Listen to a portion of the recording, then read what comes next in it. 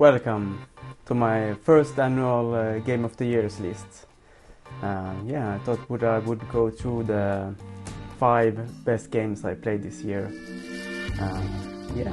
So let's get started. Let's start with the 5th place. And the 5th place goes to Halo Infinite. What do I say about Halo Infinite? I mostly played the multiplayer. I just barely played the single player, but the multiplayer is magnificent. I haven't had this much fun with the online multiplayer since maybe like Bad Company 2. That's a long time ago, but yeah, it's so fun. It feels so good to play. The gameplay is it's spot on. And for the 4th place, The Ascent. The Ascent.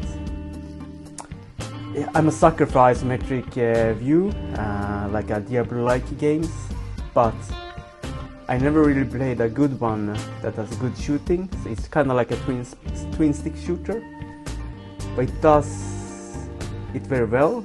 But the biggest part is it's super gorgeous.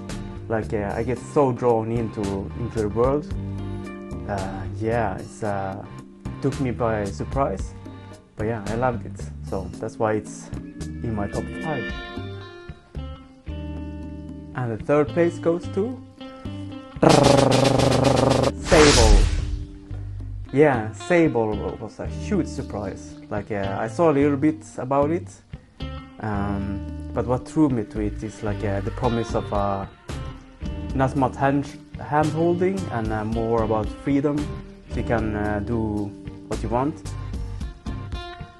But yeah, it's like what made me fall in love with it. It's so gorgeous, it's super gorgeous, and I get super immersed in the world.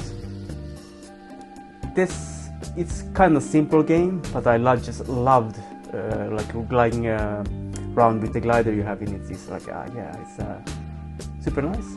I think it's kind of overlooked, so I hope people give it a chance. Yeah, that's my number 3. And number 2, Resident Evil Village. Like I'm a huge fan of the first person Resident Evil, like 7. I loved 7.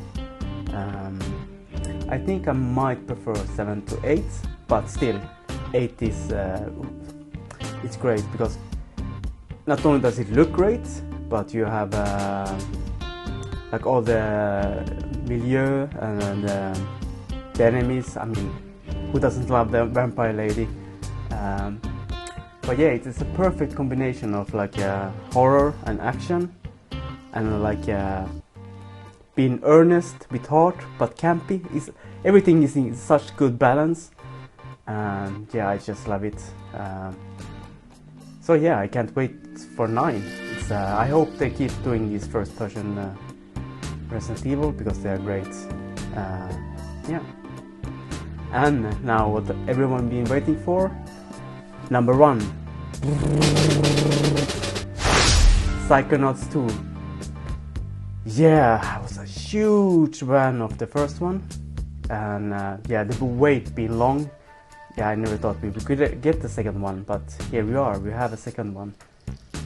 And I had a slight worry when Microsoft bought Double Fine, so I was like, okay, what happens with Psychonauts 2?